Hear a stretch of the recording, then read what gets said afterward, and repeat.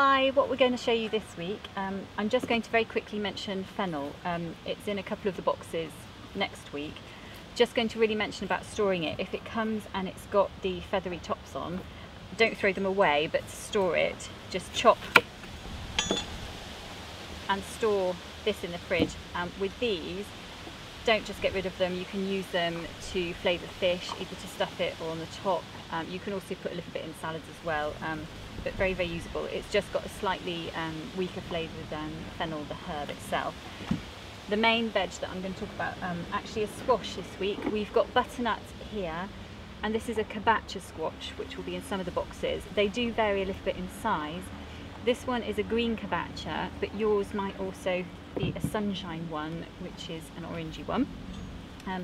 To prepare the squash, the butternuts probably a little bit easier if I swap them over. Normally what I do, sometimes they can go a little bit narrow here, is chop it in half, and then either you can peel it or just take your knife down the side like this and work it around the squash. Alternatively, if you've got your cabacha, you can actually just chop it in half, and then once you've done that, scoop out the seeds and you can roast it in its flesh. So just chop it into segments and roast it in the oven for about 30 minutes. Squash can be used in so many ways. You can roast it, you can puree it, you can use it in soups, you can use it in casseroles and stews. It's fantastic in a risotto. We've got a great risotto recipe on the website with some fried sage leaves.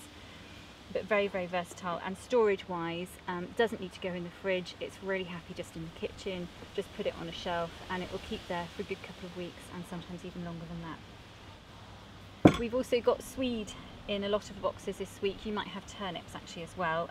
They're quite interchangeable actually as well. To actually prepare these, I'm not going to actually chop this one because it's very muddy. You might want to give it a quick wash, but either chop it in half, peel it, and then just very roughly chop it into chunks or dice. The classic way to serve it is mashed with carrots, lots of butter and pepper, salt, but do try roasting it as well. That's also very delicious, and it's very good also in stews and casseroles too. Romanesco we've also got in the box this week. We've mentioned that before, but I don't think we mentioned about it perhaps being roasted, and it is very nicely roasted as well, as is cauliflower if you've got that in your box. And we've got a very, very simple recipe on the newsletter lesson next week with a tomato and basil dressing. For more recipes, go to our website riverford.co.uk.